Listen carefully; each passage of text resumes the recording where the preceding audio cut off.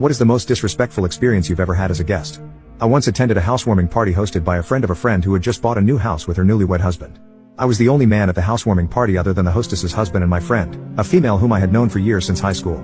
I arrived in time to meet about 20 of the women who had come to meet the hostess and her husband and see her new luxury home which he designed and helped build since he was an architect who specialized in ecologically friendly homes and modern buildings. I arrived with some gifts. A box of some luxurious chocolate hazelnut cake, and a brand new bread maker machine which the hostess really wanted. I was then directed to put the boxes in the kitchen and then proceeded to the living room where everyone was gathered for introductions and helping themselves to non-alcoholic drinks, while the food was being placed on serving plates and brought to the living room. My friend introduced me to the hostess, Kira. I offered my hand to shake. She ignored me at first, while some of the women guests interrupted to compliment her on her new home and another asked her about where she bought her couch set or something along those lines. I spoke up to introduce myself and say my name and she looked at me sideways with her eyes and said, "Just wait your turn." She continued to talk to one of her female guests and laughed, while still ignoring my hand and me. Without even being introduced or shaking hands with Kira, my friend and I just walked over to our spot in the living room while she apologized for her saying that she's probably been very busy setting up her new home and she'll have time to talk to everyone later on. After a few minutes of chatting, Kira's husband, a very nice and quiet shy man, tapped his glass with a spoon like a bell to get started.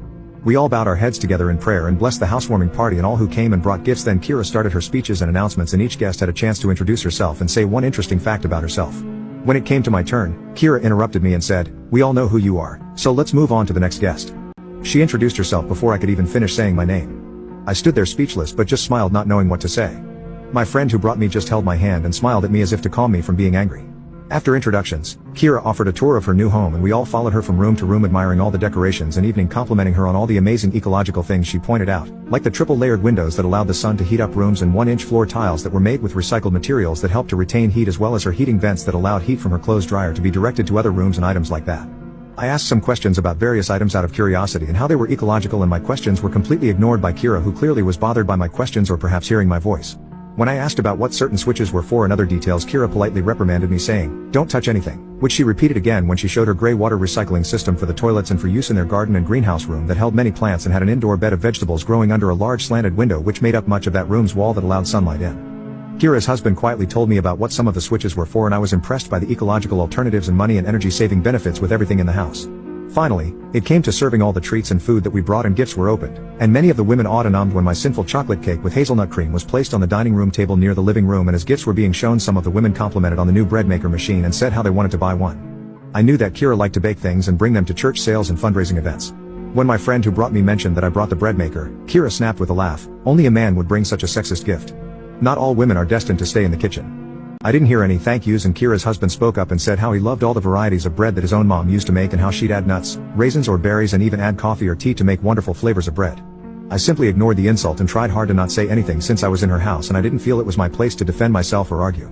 As a gentleman, I let all the ladies be served first, whether it was cake or salad or chicken wings. When I was finally served, I was really impressed with some black and spicy chicken on skewers which I thought were really delicious, and when I asked who made these and what was put into the recipe, the hostess snapped so rudely, "If you don't like it you can leave, we didn't make this food just to feed you."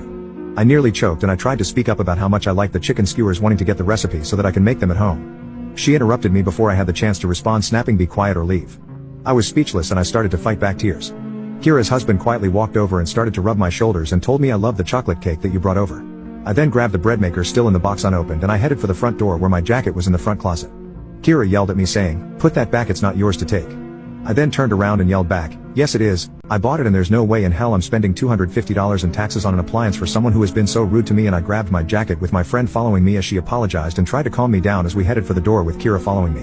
As walked out and down the pathway to the sidewalk, the hostess yelled, "Don't you ever come back here again, you're not welcome in my home." I just turned and yelled back, "Fuck you and your home. I don't know how you managed to get such a nice man to marry a vile jerk like you, but I hope he gets to keep this house when he finally divorces you." And then I left with my friend who was on the verge of tears. I stopped attending the church we shared on Sunday but did keep in touch with my friend. I didn't know angry words were a prophecy of what was to come. Kira's husband divorced the jerk after 1 year of marriage on grounds that she was abusive and at times nearly violent, and she also had an affair with one of his co-workers who had been to his home on many occasions. The husband kept the house he designed and he wasn't required to pay any alimony to his ex-wife either. I hadn't kept in touch with him but saw the architect years later in a shopping mall with a beautiful pregnant wife and his 2 kids, and he was happy to see me again. I later learned from my friend that the ex-wife was divorced a second time and she had been charged and tossed in jail for a few months for domestic violence and felony abuse. She now works as a waitress in some hotel and has lost the right to see her only daughter. So, I guess it pays to be nice, and mean people lose a lot more in the end.